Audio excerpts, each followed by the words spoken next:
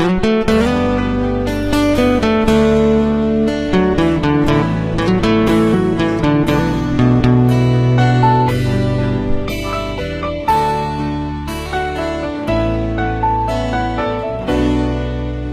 าบที่ฟ้านั้นยังมีแสงตะเวน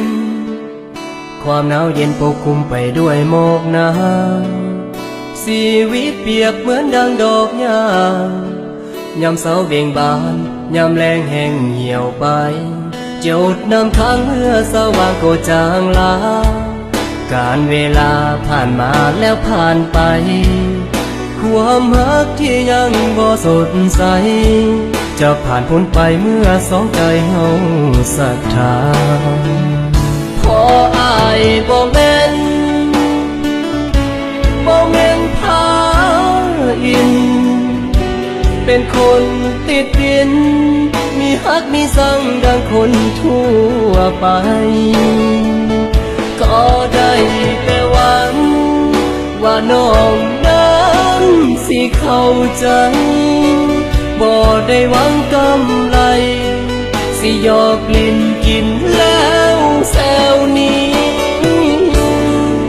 อ้ายยังหวังฮักจริงและห่วงหาปรารถนาเพียงน้องคนนี้ทานน้ำเขาว่าเป็นเศรษฐี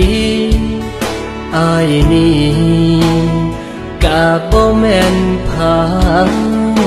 อิน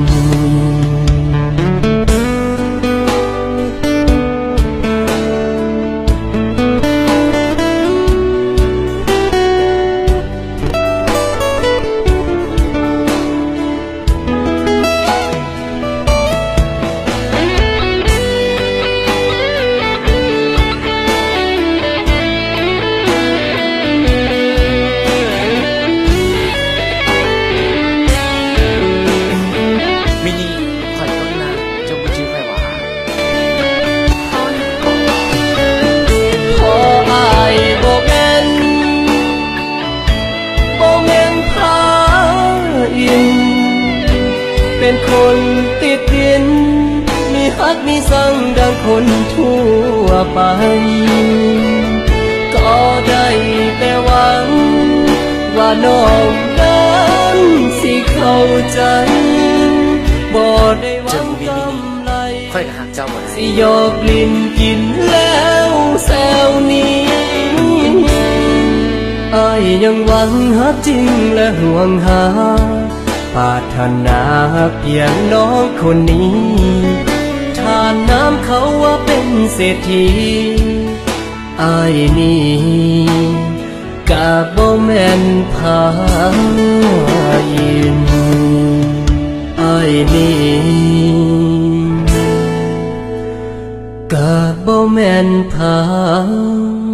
อิน